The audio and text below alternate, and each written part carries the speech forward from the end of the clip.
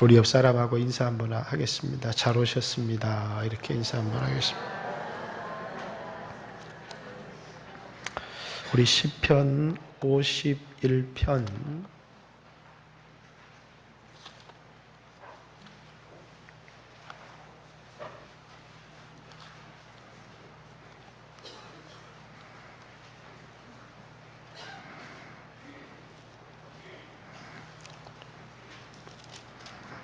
시편 51편 1절에서 5절. 하나님이여 주의 인자를 따라 내게 은혜를 베푸시며 주의 많은 긍휼을 따라 내 죄악을 지워 주소서. 나의 죄악을 맑게 씻으시며 나의 죄를 깨끗이 제하소서. 무릇 나는 내 죄가를 아오니 내 죄가 항상 내 앞에 있나이다. 내가 주께만 범죄하여 주의 목전에 악을 행하여 싸우니 주께서 말씀하실 때 의로우시다 하고 주께서 심판하실 때 순전하시다 하리이다. 내가 죄악 중에 출생하였으며 어머니가 죄 중에서 나를 잉태하였나이다. 아멘. 옆 사람에게 다시 한번 잘 오셨습니다. 이렇게.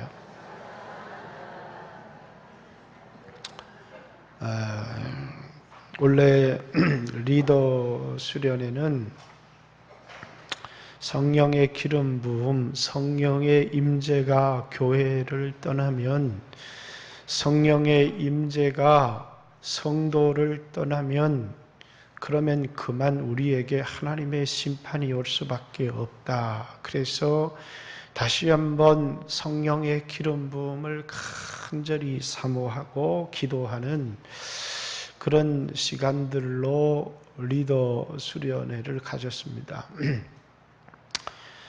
어느 순간부터 한국 교회의 성령의 역사들이 사라지기 시작했고, 또 성도들의 마음속에도 성령의 기름 부음이 사라지기 시작했다. 그런 절박한 마음이 들기 시작해서 그런 말씀을 나누고, 또 이제 이 전교인 수련회를 통해서도 이 성령의 기름 부음에 관한 말씀을 나누고 싶다, 이런 생각을 했었는데, 몽골에서 하나님 말씀을 전하는데 말씀을 듣는 아이들이 한없이 우는 것입니다.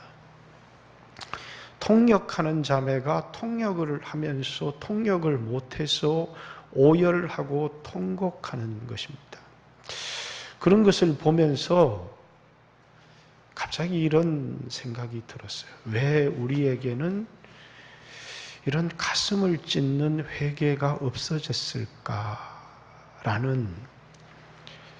분명히 예수는 믿는데 어떤 구절의 말씀이 생각이 났느냐면,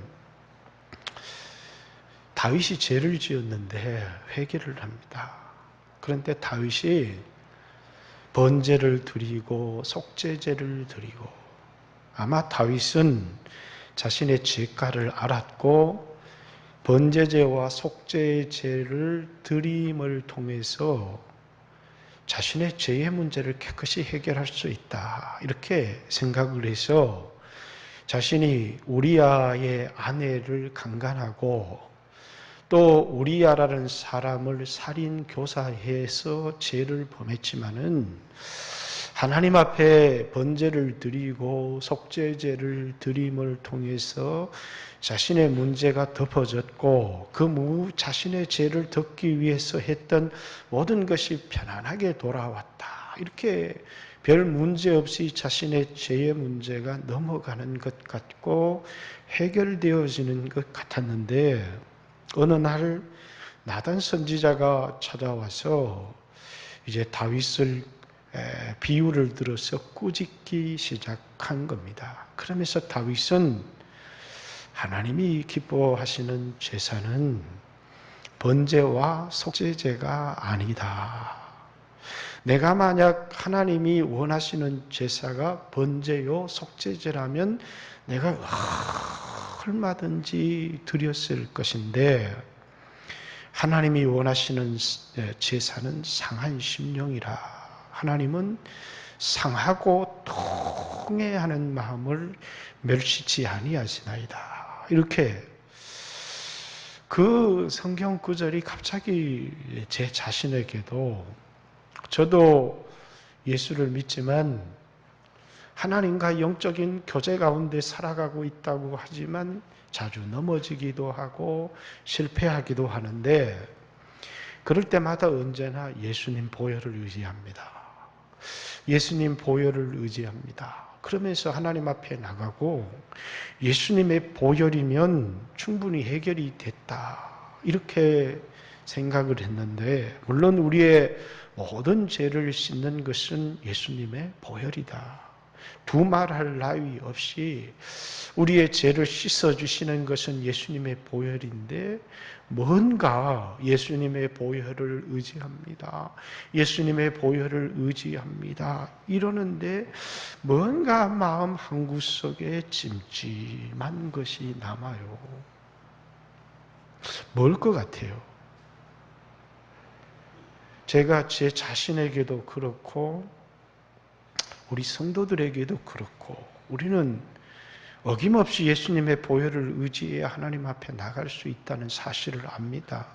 다윗도 그것을 알았기 때문에 그 죄를 짓고 속죄제를 드리고 번제를 드렸던 것 같아요. 그런데 다윗의 마음속에 이것만으로 뭔가 예수님의 피로 부족하다는 게 아니라 뭔가 찝찝하다는 것을 알았던 것 같아요.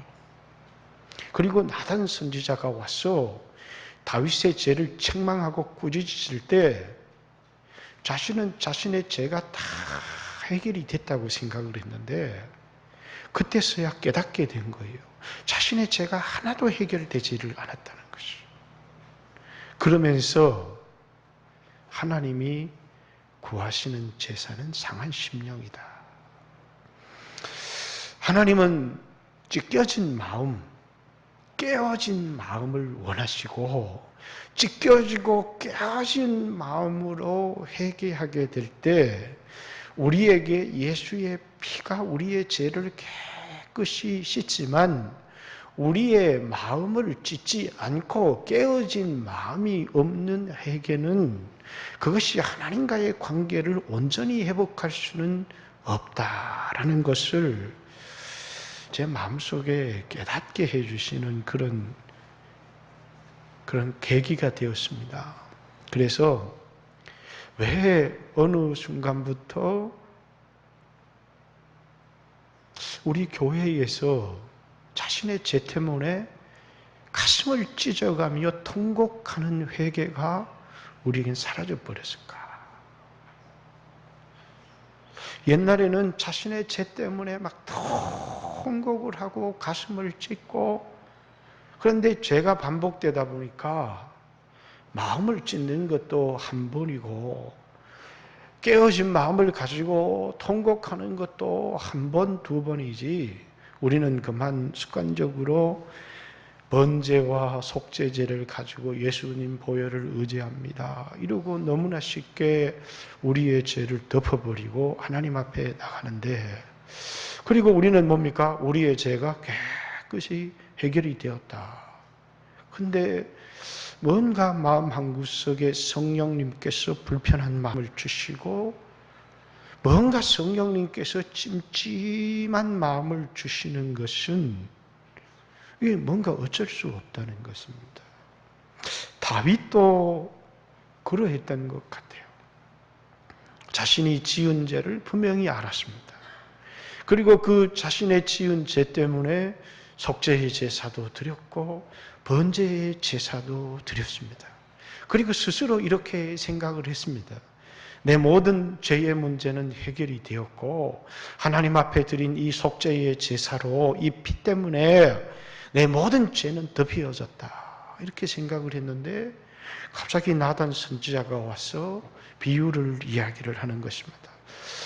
어떤 마을에 큰 부자가 있었는데 그 마을에 또 아주 양 새끼 한 마리만 갖고 있는 가난한 사람이 있었는데 이 부자에게 손님이 왔다. 그래서 이 부자가 자신의 양을 잡아서 대접하기가 아까워서 그 가난한 사람의 양을 잡아서 그 자신의 손님을 대접했다. 그러니까 다윗이 막 흥분을 해서 어떤 놈인지 그 놈은 살지 못할 것이다. 그랬더니 나단이 손가락질을 하면서 바로 당신이 그 사람이요. 이렇게. 그럴 때 다윗이 하나님 앞에 통곡하며 회개했던 것. 만약에 그에게 죄의식이 깨끗하게 해결이 되었다면 그는 이렇게 하나님 앞에 통곡하지 않았을 텐데 속죄제를 드리면서도 번제를 드리면서도 그러면서 스스로 이 피가 내 죄를 깨끗이 씻었다 이렇게 말하면서도 마음 한구석에 변화되지 않는 자신의 마음 그리고 죄를 즐기는 자신의 그 마음의 상태를 바라보면서 뭔가 자신에게 문제가 있지 않는가 이런 생각을 했는데 나단 선지자가 와서 바로 당신이요 이렇게 이야기를 할 때 자신의 죄의 문제가 아무것도 해결되지 않았다는 사실을 깨닫게 되었습니다. 그리고 하나님 앞에 고백하는 것이죠. 내가 속죄제와 번제제도 드려야 되지만 진정한 회개는 가슴을 찢어야 된다고. 마음을 찢는 회개, 상하고 통회하는 심령으로 하나님 앞에 나갈 때 하나님은 그런 회개와 그런 기도를 멸시하지 아니하시나이다. 이러면서 하나님이 구하시는 제사는 상한 심령이라 하나님은 상하고 통회하는 마음을 멸시하지 아니하시나이다. 이 말씀을 이렇게 접하는데 어느 순간부터 저의 회개 속에 우리 성도들의 회개 속에 예수님 보혈을 의지합니다. 그러면서 계속 죄는 반복해서 지으면서 자신의 마음의 변화는 어떤 변화도 일어나지 않으면서 예수의 보혈을 의지합니다. 예수의 보혈을 의지합니다. 그러고 하나님 앞에 예배를 드리고 있지만 정작 우리의 죄의 문제가 우리 안에서 깨끗하게 해결되었는가라고 하는 질문이 제 마음속에 찾아오게 된 거예요. 그래서 다시 한번 가슴을 찢는 회개가 우리 교회에 필요하겠다. 정말 예수님의 십자가의 보혈을 마땅히 의지해야 되지만 이 회개를 하나님 앞에 드릴 때 다윗처럼 하나님이 구하시는 제사는 상한 심령이라 하나님은 상하고 통해하는 마음, 깨어진 마음, 찢겨진 마음 그것을 하나님이 멸시하지 아니하신다라고 하는 그 상하고 통해하는 심령의 회개가 우리가 하나님의 성령을 경험하고 하나님의 임재를 경험하고 구원의 기쁨을 회복하고 첫사랑을 회복하는데 십자가의 보혈을 마땅히 의지해야 되지만 그러나 우리에게 찢겨진 마음이 없이는 하나님의 이 성령의 기름 부음, 구원의 기쁨, 자원하는 심령 이것을 우리가 회복할 수 있을까라고 하는 의문이 들기 시작했고 여러분 죄 때문에 마음이 아프죠. 죄 때문에 마음이 아프다고 해서 여러분 죄책감을 가지고 죄 때문에 가슴을 찢고 아파하는 사람들이 다 용서받았냐? 그건 아니라는 것입니다. 어떤 사람은 죄 때문에 너무 고통스러워 자살해버리는 사람, 죄책감 때문에. 그러면 그 사람의 죄는 용서받아야 될 것 아니에요? 아니라는 것이죠. 가룟 유다는 얼마나 죄책감에 시달렸는지 자살을 했어요. 예수님을 판 것 때문에. 그러나 죄책감 때문에 괴로워하고 마음을 찢는 것만 가지고 진정한 회개일 수는 없다는 겁니다. 그러면 진정한 회개, 하나님이 기뻐하시는 회개는 뭘까? 마음을 찢어야 하지만 우리는 반드시 그 속에서 예수님 앞에 나가야 되고 예수님과의 친밀한 교제를 회복해야 되고 주님을 기뻐하시는 삶을, 그래서 주님의 임재와 주님과의 동행을 회복해야만 그게 진정한 회개다 라고 하는 생각을 하게 되었습니다. 그래서 여러분에게 3번에 걸쳐서 하나님의 말씀을 한번 나누어 볼까 합니다. 첫 번째는 다윗의 죄의식에 대해서 여러분과 저에게 있어서도 이 죄의식에 대한 말씀을 꼭 나누어 봤으면 좋겠고, 두 번째는 예수님의 은혜에 대해서 십자가에 대한 말씀을 꼭 나누어 봤으면 좋겠고, 세 번째는 우리의 마음의 변화, 성령님과의 동행함을 통한 우리의 마음의 변화, 이 3가지 주제로 여러분과 말씀을 나눌 때 우리가 꼭 성령을 부어주십시오 이렇게 구하지 않아도 하나님께서 우리에게 성령을 부어주시고 구원의 기쁨을 회복시켜 주시고 하나님과의 친밀한 교제를 회복시켜 주시는 그런 진정한 은혜를 경험할 수 있지 않을까 하는 그런 생각. 여러분은 어떻습니까? 여러분 마음이 어떻습니까? 제가 예수님을 믿기 전에 중학교 2학년 때까지는 좀 말썽꾸러기 있어요. 제가 싸움도 하고 말썽꾸러기였는데 중학교 3학년 때 대구로 전학을 오니까 우리는 그냥 밀대 부러뜨려서 싸우고 의자 집어 던지고 이렇게 싸웠는데 대구에 오니까 칼을 들고 싸우더라고요. 그래서 제가 여기서는 힘 자랑하지 말고 공부만 해야 되겠다. 그래서 중학교 3학년 때부터 착실한 사람이 되었습니다. 대학교 1학년 때까지 누가 봐도 저는 아주 모범생이었습니다.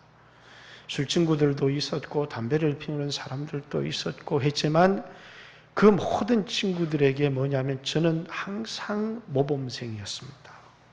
그래서 항상 친구들도 사고를 쳐도 저만 끼어 있으면 뭡니까?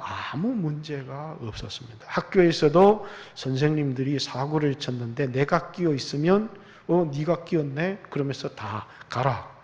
그러면서 왜 항상 모범생이었기 때문에 지각을 해도 뭡니까? 저만 끼어져 있으면 다 반으로 들어가. 이렇게 할 정도의 모범생이었습니다.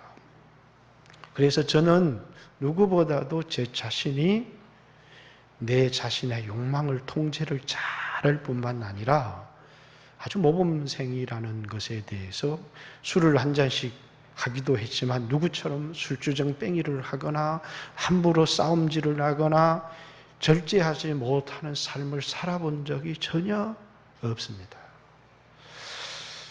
그런데 예수님을 믿고 나서 제 마음속에 뭐가 찾아오기 시작했느냐 하면 처음에는 그 예수님을 만났을 때 성령을 받았을 때 방언을 했을 때 제 마음속에 나는 아주 특별한 사람이 된 것 같은 그런 기쁨을 누렸습니다. 나는 아주 특별한 사람이라는 생각이 들었고 특별한 은혜를 받았다는 그 기쁨과 그 감격을 감출 수가 없었습니다. 그런데 얼마 가지 않았어 제 마음속에 깊은 죄책감들이 몰려오기 시작했습니다. 아주 긴 시간, 아주 오랜 시간 나는 하나님 앞에 정말 몹쓸 죄인이다라고 하는 죄의식, 예수를 믿은 사람들마다요. 또 성경에 하나님 앞에 변화를 받은 사람들마다 중요한 특징이 첫 번째가 있는데 그게 뭐냐면 자신이 아주 몹쓸 죄인이라고 하는 깊은 죄책감에 시달렸다는 것입니다. 어떤 사람들은요, 죽을 때까지 자신을 모범생이라고 생각하고 자신에게 아무런 문제가 없다고 생각하는 사람들이 있습니다.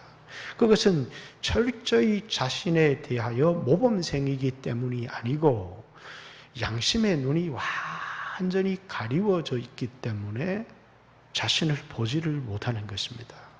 그러나 그가 예수를 믿고 양심의 눈이 떠지면서부터 그는 자기 자신을 살피게 되는데, 다른 사람이 어떠하냐, 다른 사람이 어떠하냐 하는 것을 떠나서 기도하면서 자기 자신의 모습을 성찰하고 살피게 되는데, 뭘 느끼게 되느냐 하면 자신의 이 죄책감 때문에 큰 고통을 느끼게 된다는 사실입니다. 이 죄책감이라고 하는 것. 어떤 사람은 죽는 순간에 자신이 죄인이라는 사실을 깨닫고, 그래서 자신의 아내에게 또 주변의 사람들에게 미안하다고 용서를 구하는 그런 사람들도 간혹 있습니다. 그러나 어떤 사람들은 죽는 그 순간까지도 자신은 아주 모범적인 사람을 살았고 전혀 자신은 죄와는 상관이 없는 것처럼 살다가 이 세상을 떠나는 사람들이 있습니다. 근데 문제는 뭐라고요? 이 세상을 살아갈 때는 양심의 눈을 뜨지를 못했지만 죽고 나서는 반드시 양심의 눈을 뜨게 되어 있다는 겁니다. 자신이 얼마나 심각한 죄인이라는 사실을 깨닫게 되어 있는데, 그때는 뭐예요? 늦어버린 것입니다.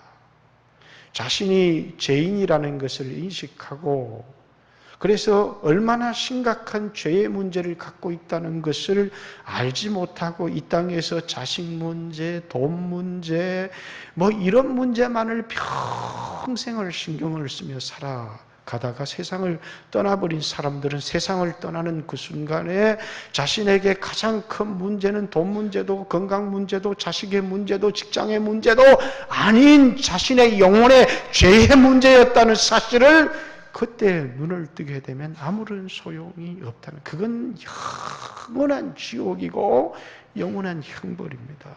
그래서 성경에 어떤 부자와 나사로의 얘기가 나오는데, 그 부자는 이 땅에 살 동안에 아무 문제가 없었어요. 호화호식하고 비단 옷을 입고 기름진 음식을 먹을 때까지 자신의 영혼의 고통을 느껴본 적이 없는 것입니다. 여러분, 다윗이라고 하는 이 사람을 가만 보세요. 오늘 이 본문의 배경이 된 사람은 다윗입니다. 30살의 왕이 됐어요. 여러분, 왕이라고 하는 권력이 오늘 대통령의 권력과 비견할 수 있겠습니까? 그런데 어떤 권력을 가진 사람이냐면, 오늘날 미국 대통령보다 더 강력한, 가장 강력한 군대를 가진, 주변의 모든 그 나라를 정복한 그런 강력한 군사력을 가지고 있는 그런 왕이었습니다. 돈은 어마어마하게 많이 벌었고요. 그러니까 세상에 좋은 것은 다 가졌던 사람입니다. 그런데 이 사람 마음속에 이 모든 인생의 기쁨과 행복을 뺏어가 버리는 것이 뭐냐면 죄책감이었습니다. 자신이 주님과의 관계에 문제가 있다는 사실을 깨닫게 된 것입니다. 이 사람이 지은 죄는 사실은 뭐냐면, 원래는 하나님 나라의 왕은 하나님의 백성들과 함께 막 고통도 함께하고 아픔도 함께하고 기쁨도 함께 해야 되는데, 어떤 이유에서인지 요압이라고 하는 그 군대 장관을 전쟁터에 내어보내면서 다윗은 왕궁을 거닐고 있었습니다. 그만큼 이미 다윗의 왕권은 안정되었고 군사력은 안정되었고, 그리고 이제 라파성만 점령하게 되면, 그리고 그것도 시간적인 문제일 그런 때입니다. 그런데 어떤 여인이 목욕을 하는 걸 보면서 갑자기 이 죄성이 폭발하기 시작해서 그 여자를 불러서 동침을 하게 되었습니다. 그런데 이 여자가 임신을 안 했으면 되는데 임신을 한 거예요. 그래서 요압의 군대 장관에게 편지를 써서 이 여인의 남편인 우리아에게 휴가를 주어라, 이렇게 얘기를 한 겁니다. 자신의 죄를 은폐하기 위해서. 그래서 우리아에게 집에 가서 쉬었다가 전쟁터로 가라. 이러니까 이 우리아가 하는 말이, 내 동료들은 전쟁터에서 피를 흘리고 싸우는데 내가 어떻게 집에 들어가서 목욕을 하고 아내하고 동침을 할 수 있겠느냐. 그러면서 왕궁 문지기 옆에서 잠을 자는 것입니다. 그래서 안 되겠다 싶어서 이제 우리아에게 술을 먹여서 집에 가서 아내와 동침하고 가라. 이렇게 이야기를 했는데도 술을 먹은 우리아가 역시 뭡니까? 내 동료들은 전쟁터에서 피를 흘리면서 야전에서 싸우고 있는데 나 혼자만 집에 들어가서 목욕을 하고 기름진 음식을 먹고 어떻게 그렇게 하겠느냐. 그러니까 다윗이 어찌할 수 없는 줄 알고 요압에게 편지를 쓴 겁니다. 이 우리아를 적진 깊숙하게 투입을 해서 그래서 이 우리아를 죽음에 내몰아라. 그러면서 살인을 교살한 것입니다. 그래서 우리아는 이 충성된 정말 다윗에게 충직한 종을 죽기까지 충성한 종을 죽음으로 내몰았습니다. 그리고 다윗은 자신의 죄를 이제 은폐를 하고 그리고 그 우리아의 아내를 이제 남편이 죽었으니까 정식으로 자신의 첩을 삼고 자식을 낳고 아무런 문제가 없는 것 같습니다. 그런데 어느 날 이제 나단이라고 하는 선지자가 와서 어떤 예를 들면서 당신이 바로 그 악한 사람이요 라고 이렇게 얘기를 할 때 여러분 보세요. 자신의 체면이 보통 상하는 게 아닙니다. 그것이 장로님하고 저하고 둘이 있을 때 장로님이 그렇습니다. 이렇게 얘기를 하면 장로님이 목사님 죄송합니다. 이럴 수도 있는데 여기 다 있는 자리에서 장로님 바람 피웠습니까? 이렇게 얘기를 한다면 누가 그 죄를 시인할 것이고 또 그것을 회개할 것입니까? 그런데 나단이 와서 다윗의 죄를 지적할 때 조용히 이 다윗의 침실에 와서 이야기를 하는 것이 아니라 신하들이 다 있는 앞에서 당신이 바로 그 사람이요 이렇게 얘기를 했을 때 보통 사람 같으면 저 선지자의 입을 찢어버려라 이렇게 이야기를 할 텐데 바로 그 자리에서 하나님 앞에 거꾸로지는 것입니다. 왜냐하면 그가 가졌던 그 수없는 군대와 막강한 권력과 금은 보화와 그 모든 것이 뭐라고요? 자기가 지은 죄를 인해서 자기 안에 있는 모든 구원의 기쁨과 인생의 행복들을 다 상실해 버렸다는 사실을 알았기 때문입니다. 여러분 인생을 살아가면서 사람들은 돈 문제다, 무슨 문제다 이렇게 말할지 모르지만 여러분 안에 죄의 문제가 해결이 되어지고 하나님과의 친밀한 교제를 누리게 되고 성령의 기름 부음을 경험하게 되고 믿음의 확신을 가지게 되고 그러면 여러분 미래는 아무런 문제가 없어요. 자식에 대한 아무런 걱정도 생기지를 않습니다. 여러분 직장에 대한 아무런 염려가 없어요. 자식에 대한 아무런 걱정도 일어나지 않고요. 왜? 기쁨이 들고 평안이 들고 아무런 문제가 없어요. 왜? 하나님께서 모든 것을 인도하실 것이라는 사실을 알기 때문이에요. 그런데 그만 다윗의 모든 것을 가지고 아무런 문제가 없는 것 같은데 하나님과의 친밀한 교회가 끊어져 버렸다는 사실을 다윗은 아는 것입니다. 여러분, 다윗이 제사를 안 드렸을까요? 다윗이 예배를 안 드렸을까요? 다윗이 기도를 하지 않았을까요? 다윗이 십자가의 보혈을 의지하지 않았을까요? 아니라는 거예요. 오늘 우리들도 예배도 드리고 있어요. 예수님이 십자가도 말하고 있고요. 기도도 하고 있고 헌금도 하고 있어요. 근데 뭐라고요? 주님과의 친밀한 교제가 없는 것입니다. 확신도 없고 성령의 기름 부음도 없고 평안도 없고 예수를 믿고 첫사랑 잊고 막 뜨거울 때는요. 나는 내가 곧 부자가 될 줄 알았고 내가 곧 대통령이 될 줄을 알았어요. 왜? 나는 아주 특별한 사람이었기 때문에. 내가 하나님 앞에 설 때마다 기도할 때마다 뭐라고요? 나는 아주 특별한 사람이라서. 내가 대학을 다니면서 캠퍼스를 이렇게 바라보면서 이런 생각, 이 대학에서 나만큼 하나님의 사랑을 받은 사람이 있겠는가? 이 캠퍼스 안에서 나만큼 하나님의 관심을 끌고 사랑을 받은 사람이 있으면 한번 나와라! 이렇게 말하고 싶을 만큼 그렇게 기쁨이 있고 자신이 있고, 그런데 뭡니까? 그만 죄가 하나님과 내 사이를 가리워버리면 예배도 드려요. 기도도 합니다.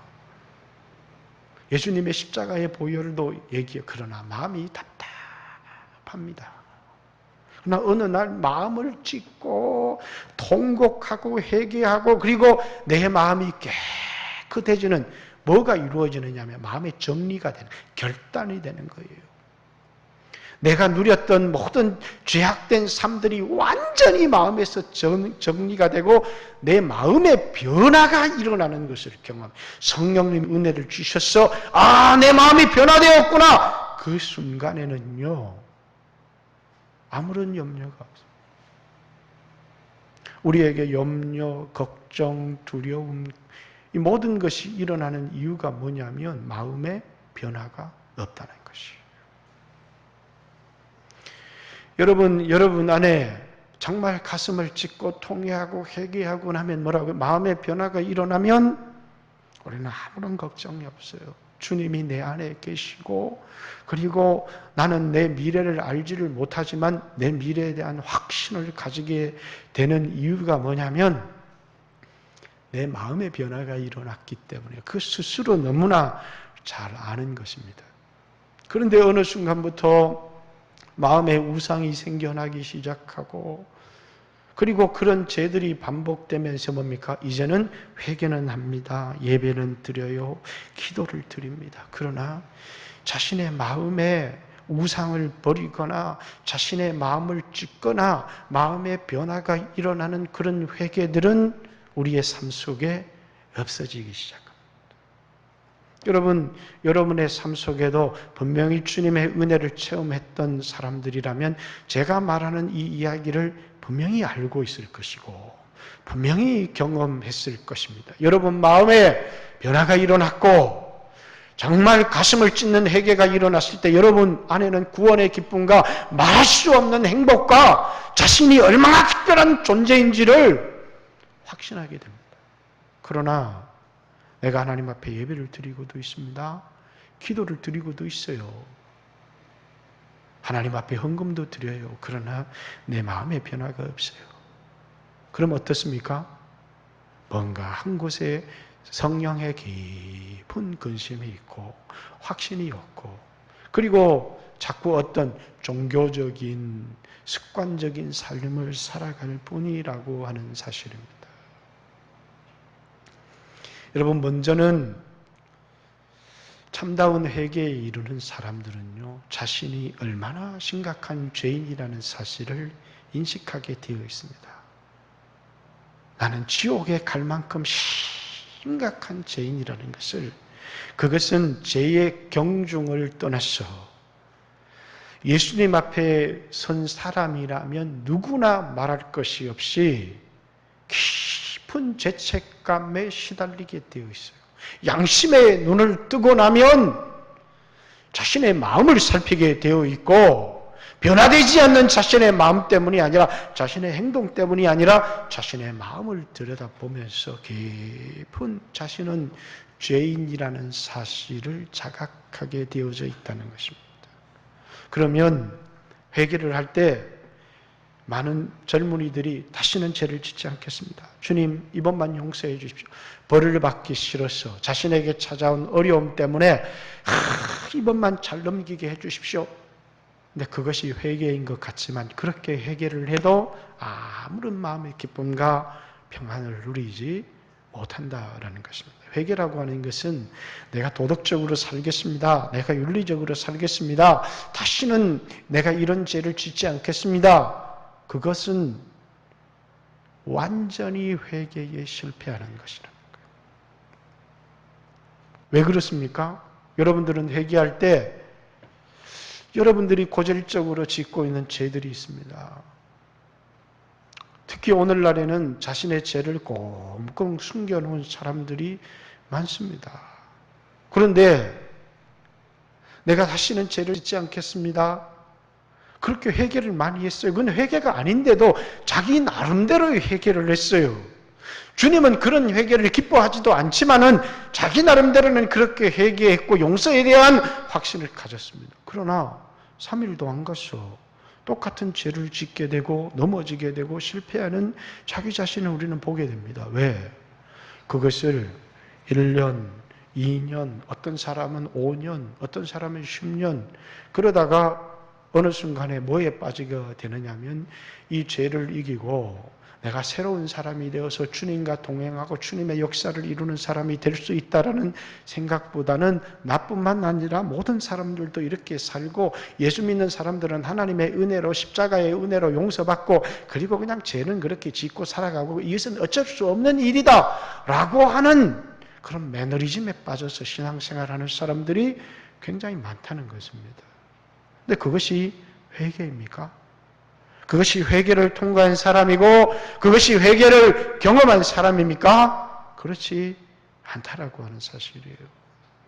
자신이 죄인임을 깨달았을 뿐만 아니라 그 죄를 자신이 전혀 해결할 수 없다는 사실을 깨달아야 회개를 할 수가 있는 것입니다. 내가 죄를 지었기 때문에 죄인이 된 것이 아니고 내가 죄인으로 태어났기 때문에 죄를 지을 수밖에 없는 존재라는 사실을 깨닫는 것입니다. 다윗은 다시는 죄를 짓지 않겠습니다. 이렇게 말한 것이 아니고 나는 태어날 때부터 죄인이었습니다. 주님, 내가 여기서 다시는 죄를 짓지 않겠습니다. 이렇게 말한다고 해서 내가 다시는 죄를 안 지을 수 있는 내가 마음에 결심하고 내가 결단한다고 해서 죄를 떠날 수 있는 존재가 아니라는 죄에 대하여는 전혀 무력한 존재라는 사실을 알아야 죄의 문제를 넘어서고 극복할 수 있는 것이지 나는 죄에 대해서 뭐라고요? 전적으로 무력한 존재라는 거예요. 나의 도덕적인 결단, 내 마음의 결심, 그리고 이 죄의 문제는 나의 의지의 문제다. 이렇게 생각하는 사람들이 있어요. 그래서 청년들은 내가 다시는 죄를 안 지으려고 했는데 그만 의지가 약해서 또 넘어졌습니다. 또 넘어졌습니다. 죄의 문제를 자신의 의지의 문제, 자신의 결단의 문제라고 생각하는 그 순간에는 죽을 때까지 회개에 이르지 못하고 죄의 문제는 절대로 해결되지 않습니다. 죄는 결단의 문제가 아닙니다. 의지의 약하고 강함의 문제도 아닙니다. 여러분들에게 독약인데 독약을 주면서 먹어라 이렇게 얘기를 하면 아무도 안 먹습니다. 왜 안 먹느냐? 의지가 약해서. 그런 문제가 독약은요 누구나 먹지 않아요. 죄의 본질을 알지를 못하기 때문에 죄의 쾌락에 빠져서 그만 나는 의지가 약해서 또 넘어졌구나. 의지가 약해서 그래서 하나님 이번에는 절대로 그러면서 자신의 어떤 경제적인 고통을 당하고 육신의 어려움을 당하고 자신의 문제를 겪으면 그때는 완전히 죄에서 떠난 것 같아요. 내가 다시는 내가 이 죄를 기뻐하는지 봐라. 그리고 주님 다시는 이제는 완전히 죄에서 떠났습니다. 웬걸요? 한 달도 지나지 않으면 옛날로 그대로 돌아오는 자신의 모습을 보게 돼요. 왜? 죄의 문제는 절대로 의지의 문제가 아니라는 거예요. 우리의 마음의 결단의 문제가 아니에요. 결단과 의지로. 그래서 술을 먹지 않기로 했습니다. 담배를 피우지 않기로 했습니다. 다시는 무슨 죄를 짓지 않기로 했습니다. 그래서 그것이 해결이 되던가요? 해결이 안 돼요. 그래 우리는 생각할 때 의지가 저 모양 저 꼴이어가지고 어떻게 해결을 하겠느냐. 그 의지의 문제 아니에요. 그건 자신의 의지로 해결할 수 있는 문제가 전혀 아니라는 거예요. 그래서 진정한 회개에 이른 사람들마다 먼저는 양심의 눈을 뜨고 자신이 얼마나 심각한 죄인이라는 사실을 깨달았을 뿐만 아니라 이 죄의 문제는 뭐라고요? 자신의 의지의 문제, 윤리적, 도덕적인 삶을 살아가겠다는 결단의 문제가 아니고 자신은 이 죄의 문제를 해결하기에 전혀 무력하다는 사실을 아는 데서부터 회개에 이를 수 있어요. 내가 결단하면, 내가 마음 한번 독하게 먹으면, 그래서 행동은 좀 바꿀 수 있을지 모르겠어요. 그러나 그 사람 마음에 일어나는 욕심과 정욕과 탐심과 이런 건 전혀 해결할 수가 없습니다. 그렇기 때문에 이 죄의 문제는 마음의 결단의 문제도, 이 죄의 문제는 우리의 의지의 연약함의 문제도 아니고 우리 자신은 죄에 대하여 전혀 무력하고 해결할 능력이 없다는 것을 아는 사람만 우리는 어디로 나가요? 예수님께로 나갈 수 있어요. 이 죄의 문제를 해결할 수 있는 분은 이걸 씻어줄 뿐만 아니라 나에게 새로운 삶을 줄 수 있는 분은 예수님밖에 없기 때문이에요. 그러나 대부분 사람이 죄를 지으면 어떻게 됩니까? 하나님에게서 멀어집니다. 이것은 양심의 가책이에요. 양심의 가책과 회개는 전혀 다른 것입니다. 여러분이 양심의 가책, 어떤 사람들은 죄를 짓고 양심의 가책을 느끼면요, 자신을 학대하는 사람이 있어요. 그래가지고 막 회개를 하는데, 옛날에 제 후배 하나는 의자를 다 부수고 여기에 시퍼런 멍이 들고 피가 터지도록 막 의자를 부수면서 회개를 합니다. 근데 그렇게 하고 철학 기도를 하고 나면 얼마나 기뻐하는지 몰라요. 마음이 막 시원하다는 것입니다. 그러면 죄를 안 지으면 좋은데 다음 철야에 와서 또 의자를 하나 부숴놓습니다. 그 왜 그러냐? 그건 아무런 문제를 해결하는, 자기를 학대하는 것을 통해서 내가 이만한 벌을 받았기 때문에. 제가 그런 얘기를 하죠. 어떤 사람들은 돈에 대한 범죄를 하면 고상하게 목사님 넥타이를 하나 사주거나 양복을 한번 사드리면 자신의 죄 문제가 깨끗하게 해결된다고 생각해서 그것으로 자신의 죄책감을 대신하려고 하는 사람들이 굉장히 많이 있습니다. 그런데 그것이 자신의 죄책감이나 자신의 죄의 문제나 불순종의 문제를 정말 해결할 수 있다냐? 그거는 양심의 가책이에요. 양심의 가책을 통해서 자신을 학대하는 것은 절대로 회개가 아니라는 사실을 알아야 돼요. 사람들은 그것을 통해서 나름대로의 카타르시스를 누리고 자신의 마음이 평안해졌다, 시원하다 이렇게 말할지 모르지만 하나님 앞에서는 그 어떤 죄도 해결된 것이 아니라는 사실을 알아야 돼요. 그래서 아담아, 아담아, 내가 어디 있느냐? 죄를 짓기 때문에 하나님에게서 도망가는 겁니다. 아담이 내가 여호와를 두려워해서 나무 뒤에 숨었습니다. 그러니까 하나님이 너 먹지 말라고 하는 선악을 알게 하는 나무의 실과를 먹었느냐? 매번 죄를 지은 줄 알아요. 죄를 지으면 하나님에게서 멀어지게 되어 있는 것입니다. 많은 사람들이 죄를 지으면 하나님에게서 도망치게 되어 자신의 죄를 은폐하려고 하고 그리고 하나님에게서 멀어지게 되어 있는 것이에요. 여러분 다윗도 죄를 지었죠. 그런데 예배는 나갑니다. 주일 예배도 나가고 제사도 드리고 찬송도 드립니다. 그런데 뭐라고요? 그것이 형식적이 되어져 버려요. 오늘 많은 사람들이 하나님 앞에 죄를 짓고 예배를 안 나오는 것이 아니에요. 헌금도 드리고 주일도 성수하고 봉사도 하고 식당에서 일도 하고 기도도 하고 찬양도 하고 다 합니다. 그러나 마음은 하나님에게서 멀어질 수밖에 없어요. 왜? 죄는 우리로 하나님에게로 도망을 치도록 만들기 때문이에요. 그런데 성령께서 우리 마음 가운데 오셔서 감동을 주시면서 하나님께로 나가야지. 이렇게 살아서는 안 돼. 네 문제를 해결해 주실 분은 하나님밖에 없어. 하나님께로 나가야지. 이렇게 해서 성령님이 우리의 마음을 이끌어서 하나님 앞으로 회개하도록 이끄시는 그 회개는 죄를 지을 때마다 그 사람 어떻게 합니까? 하나님께로 나간다는 거예요.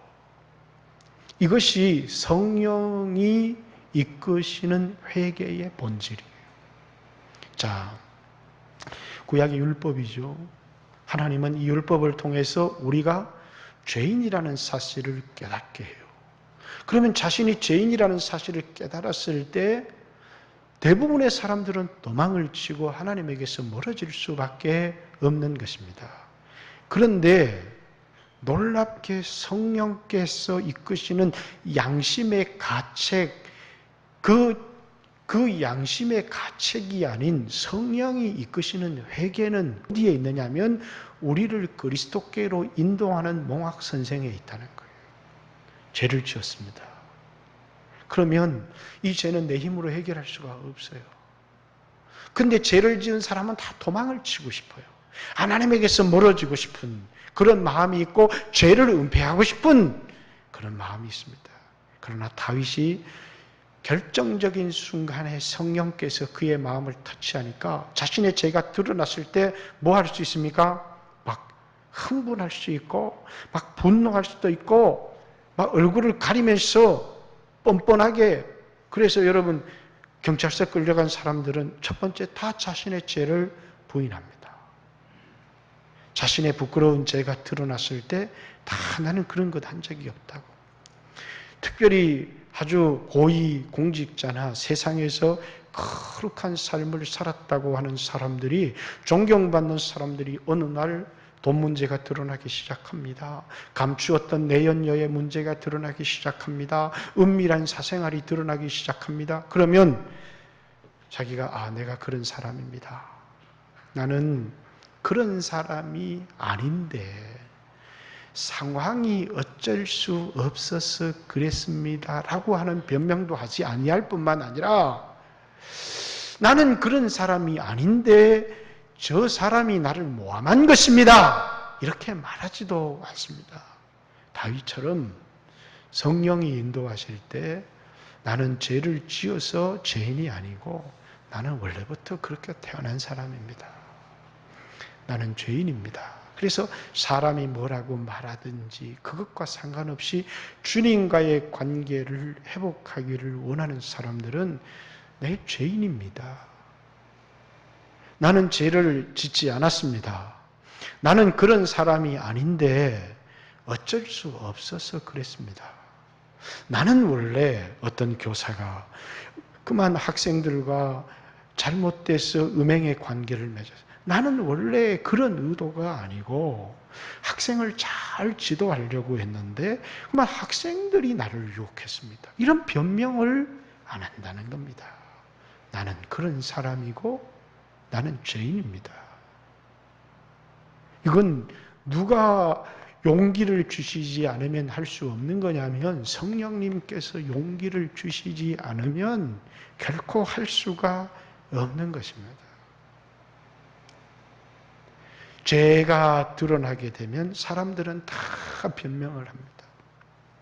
성경은 위대한 성인들의 죄를 다 드러내고 있습니다. 특별히 다윗의 범죄를 낱낱이 드러내고 있습니다. 그래서 유대의 랍비들은 어떻게 해서든지 다윗을 미화시키기 위해서 다윗이 죄를 지은 게 아니고 우리아의 아내 밧세바가 다윗을 유혹했다고 말합니다.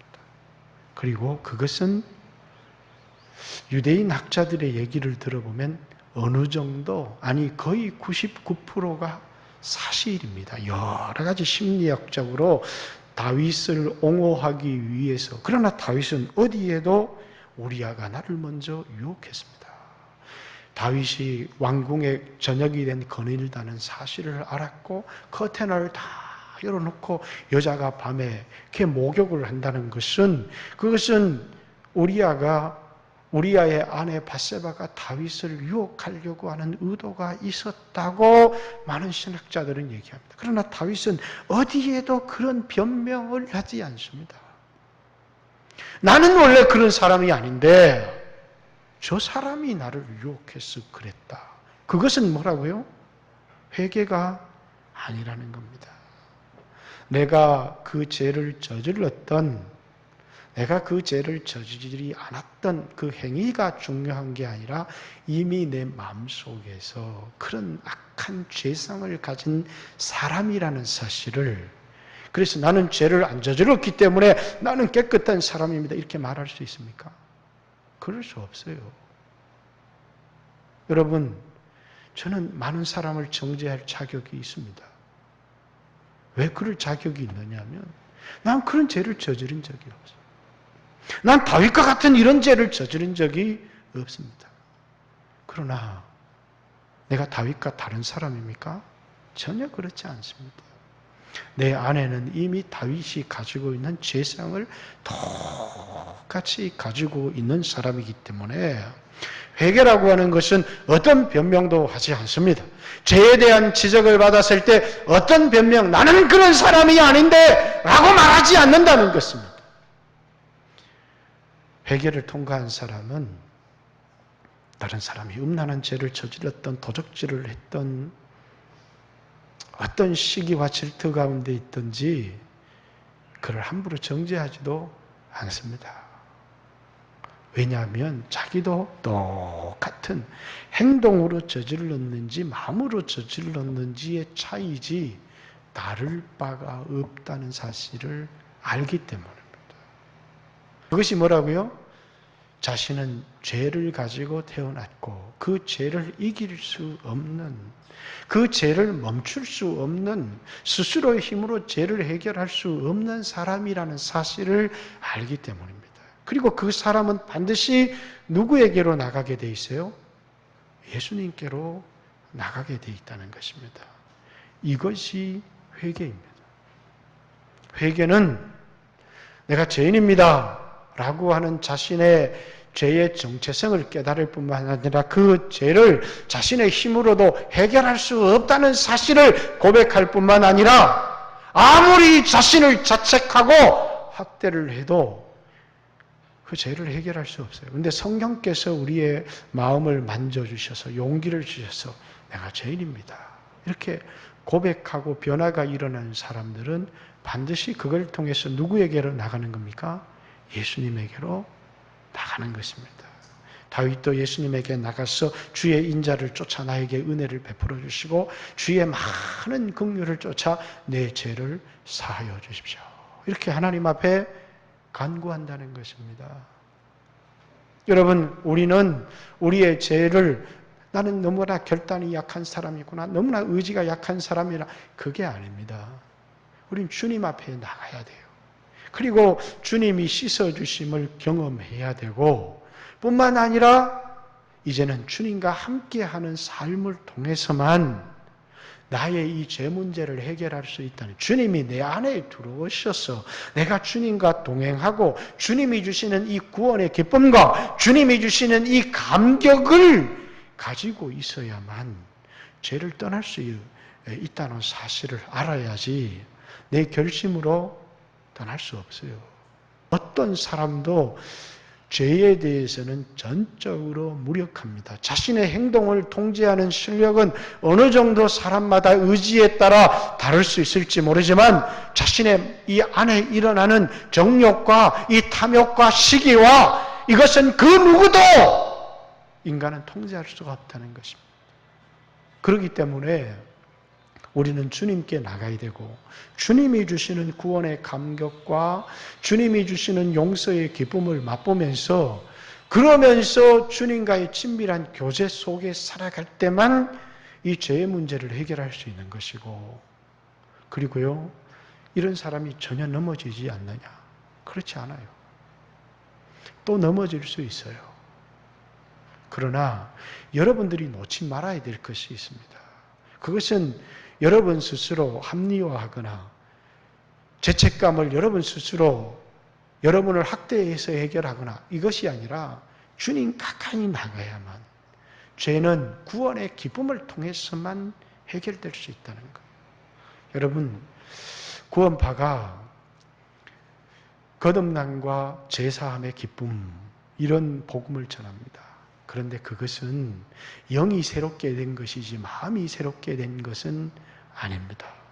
여러분들이 주님 앞에 나가서 주님이 주시는 구원의 기쁨을 맛보게 되고 주님과 함께하는 동행하는 삶을 맛보게 될 때만 우리는 죄에서 멀어질 수 있고 주님의 능력으로만 죄의 문제는 해결될 수 있는 것입니다. 우리는 주님이 내 안에 들어오기 시작해서 주님과 동행하는 삶을 살아가게 될 때 내가 지난날 누렸던 그 죄라고 하는 것이 얼마나 지긋지긋한 것이고 무서운 것이고 내 영혼의 독약 같은 것이라는 사실을 알게 되어 있는데 그만 주님과의 동행한 삶이 없이는 그 사람은 육체에 속한 사람이 되어져 버리고 육체의 쾌락과 육체의 기쁨을 절대로 떠나거나 벗어날 수 없다는 사실이에요. 오늘 여러분들에게 이 말씀을 다 전하지는 않습니다. 내일 십자가의 복음에 대해서도 이야기를 할 것이고 모레 마음을 찢는 진정한 회개에 관한 내일 오후에도 말씀을 나눌 것입니다. 그러나 오늘 하나님이 우리에게 요구하시는 게 뭡니까? 오라는 것입니다.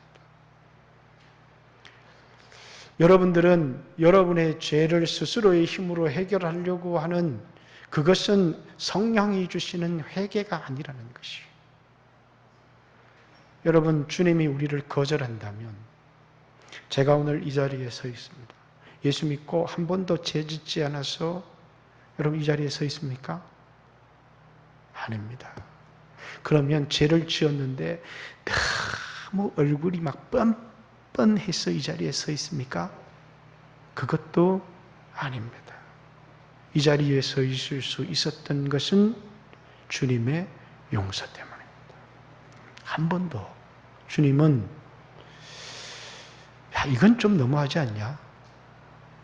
그러면서 이제는 용서하지 못하겠다. 이렇게 말씀하신 적이 한 번도 없기 때문입니다. 여러분들은 목사님 몰라서 그렇지 내 죄를 알면 주님이 정말 내 죄를 용서하실까요? 근데 주님은 이미 뭡니까? 내가 주님의 목전에서 죄를 범하였습니다. 다윗은 몰랐어요. 자기가 주님이 자기를 지켜보고 있다는 사실을 몰랐어요. 주님은 자기를 지켜보고 있는데 자신이 눈을 감고 죄를 짓는 것입니다. 죄는 주님의 눈이 가리워져서 죄를 짓는 게 아니고 자신의 눈이 가리워져서 주님을 보지 못해서 죄를 짓는 것입니다. 그래서 다윗은 뭐라고요? 내가 여호와의 목전에서 죄를 범하였습니다. 하나님 앞에 나가서 주님은 우리가 어떤 존재라는 사실을 너무나 잘 알고 있는 것입니다. 우리 스스로 죄를 이길 수 없다는 사실도 너무나 잘 알고 있습니다. 그리고 우리를 그 죄의 문제를 해결할 수 있도록 우리를 예수님 앞으로 이끌고 인도해 가시는 것입니다. 그것만이 우리의 죄를 해결하고 우리의 영, 새로운 영을 받을 뿐만 아니라 우리의 마음이 변화되어서 새로운 삶을 살아갈 수 있는 유일한 하나밖에 없는 길이기 때문에 여러분들이 여러분의 마음을 변화시킬 수가 없습니다. 사랑하는 성도 여러분, 여러분들이 여러분의 죄의 문제를 해결할 수가 없습니다. 그리고 주님이 우리에게 원하시는 삶은 그냥 예수 믿고 죄는 반복하며 짓는 것이고 예수 보혈 의지합니다 이렇게 얘기하고 그리고 또 죄 짓고 또 회개하고 또 죄 짓고 또 회개하고 또 죄 짓고 또 회개하고 그냥 다 이렇게 살아가는 거지 뭐. 이것을 우리에게 요구하는 것이 아니라는 것입니다. 우리의 마음이 새롭게 되기를 원하고 새로운 삶을 살아가기를 하나님은 원하세요. 그런데 그것은 내가 주님 앞에서 주님과 동행하는 삶을 살아갈 때만 가능한 것입니다. 주님과의 친밀한 교제 가운데 있을 때만 가능한 것입니다. 내 마음에 다시는 죄를 짓지 않겠습니다라는 결단으로 되어지는 것이 아니라 주님과 동행하는 삶을 통해서만 이것은 가능한 것이에요. 주님이 우리의 마음을 감찰해 주십니다. 주님이 우리의 마음을 감시해 주십니다. 주님이 우리의 중심의 의도를 살펴주십니다. 그럴 때만 우리는 우리의 마음이 새롭게 되어지고 변화된 마음의 삶을 살아갈 수 있다는 것. 문제는 예수를 믿었어요. 우리는 구원의 확신도 갖고 있습니다. 죄사함의 확신도 갖고 있습니다. 문제는 뭐라고요? 그럼에도 불구하고 계속해서 죄를 짓고 있습니다. 그럼 계속해서 죄를 짓고 있어서 그럼 마음이 평안하냐? 예수 피가 있기 때문에 나는 괜찮아 이렇게 합리화할 수 있느냐? 그렇지 않다는 거예요. 계속해서 마음의 갈등과 고통 가운데 살아가고 있다는 것입니다. 그것이 우리의 문제 아닙니까? 여러분 용서받지 못했습니까? 자, 오늘 제가 드러내고 싶은 게 이거예요. 다윗이 얼마나 위대한 사람. 여러분 다윗처럼 하나님의 음성을 듣고 다윗처럼 하나님의 능력을 경험하고 이런 사람이 있습니까? 근데 이 사람이 어떤 죄에 빠졌습니까? 살인 교사죄를 저질렀습니다. 거짓말을 뿐만 아니라 간음하는 죄를 저질렀습니다. 그럼 여러분에게 묻겠습니다. 예수 믿는 사람이 어떻게 그런 죄를 저질러? 아니 예수 믿는 사람이 어떻게 그런 죄를 저지를 수 있어? 예수 안 믿는 사람이지. 여러분 그렇게 말할 수 있습니까? 여러분 안에 제 안에 다윗보다 더 심각한 죄를 숨겨놓은 사람은 없습니까? 정말로 없어요. 여러분 우리는 용서를 받았습니다. 하나님의 자녀가 되었습니다. 그럼에도 불구하고 여전히 다윗보다 더 심각한 죄가 나는 살인하지 않았습니다. 나는 간음하지 않았습니다. 이렇게 말할지 모르겠어요. 그러나 우리가 그런 죄를 범할 가능성도 있을 뿐만 아니라 아니 오늘 우리 가운데 그런 죄가 만연해 있다는 것이 문제입니다. 오늘 성도들의 삶에 다윗보다 더 심각한 죄들이 우리 가운데 만연해 있다는 것이 문제라니까요. 그 사람이 하나님의 백성이 아닙니까? 그 사람이 하나님의 자녀가 아닙니까? 그러면 제가 여기서 목사님 뭐 이런 자꾸 복잡하고 제 문제만 얘기하면 도망가고 싶은데 이런 얘기 하십니까? 헌금 많이 하면 복을 받고 잘 됩니다. 이런 얘기하면 저도 월급도 많이 받고 얼마나 좋겠어요. 그러나 그런 문제가 아니에요. 우리의 신앙의 문제는 단순한 돈의 문제가 아니라는 사실이에요. 여러분과 제 안에 다윗처럼 위대하지 못한 사람이지만 여러분 다윗같이 위대한 그리스도인도 이런 죄에 빠졌다는 것입니다. 그것이 우리에게 주는 교훈이 뭐예요? 오늘 우리 영광교회 성도들 가운데 이것보다 심각한 죄에 빠져있는 사람들이 결코 적지 않다는 것을 우리에게 보여주는 것입니다. 그렇다면 오늘 우리에게 뭐가 필요하겠어요? 다윗이 가슴을 찢고 회개했던 것처럼 그래서 하나님 앞에 돌아가고 하나님과의 친밀한 교제를 회복했던 것처럼 여러분들은 나는 용서받지 못해. 나는 용서받지 못해. 그리고 하나님 나의 기도를 듣지 않으셔. 그리고 자신을 자책합니다. 하나님 그러기를 원하실까요? 하나님 그러기를 원하시지 않으세요. 여러분 사랑하고 계신다는 거예요. 다윗은 기도 중에 그것을 깨달았어요. 내일 이제 6절 말씀을 강의하면서 그걸 할 거예요. 자기가 아무리 심각한 죄인이라고 할지라도 하나님은 우리를 자신에게로 이끌기를 원하신다는 사실을 다윗은 깨달았어요. 그리고 그분으로 말미암아만 우리의 죄의 문제를 해결할 수 있고 우리가 새롭게 될 수 있다는 사실을 그리고 그것을 하나님이 기뻐하시고 원하신다는 사실을 깨달았어요. 그래서 다윗은 어떻게 이런 뻔뻔한 기도를 드릴 수 있어요? 그런 은혜를 받은 사람이 도대체 양치기 하나를 불러다가 왕으로 세워서 필요한 모든 것을 주었습니다. 그런 다윗이 어떻게 반역죄를 저지를 수 있어요? 어떻게 하나님 앞에 이렇게 할 수 있어요? 다윗은 자신의 죄가 간음죄다, 살인죄다 한마디도 안 나와요.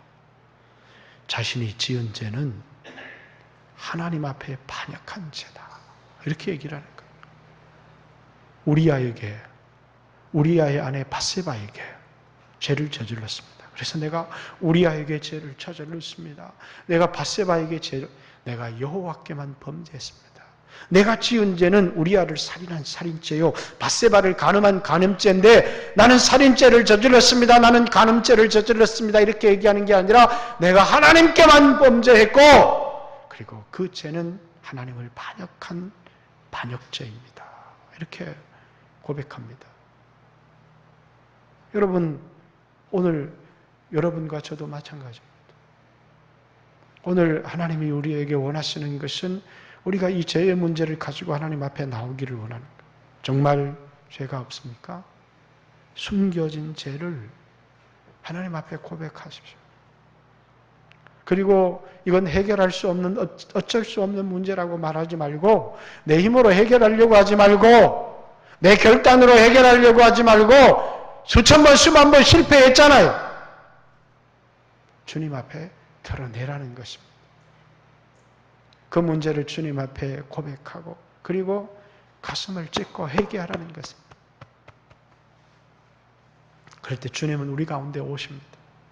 우리에게 여전히 용서를 베풀어 주시고, 우리 가운데 오셔서 구원의 기쁨을 회복시켜 주시고, 우리에게 성령을 거두지 아니하시고, 우리를 멀리 하지 아니하시고, 우리에게 은혜를 주시고, 우리를 새롭게 해주시는 그 주님을 우리는 경험하기 시작하게 될 것입니다. 그러면서 우리는 죄를 멀리하는 법을 배우게 될 것입니다. 오늘 이 밤에 같이 한번 하나님 앞에 한번 기도했으면 좋겠습니다. 우리 찬양 하나 하고 기도할까요? 손 목사님이 준비한 찬양이 있습니까?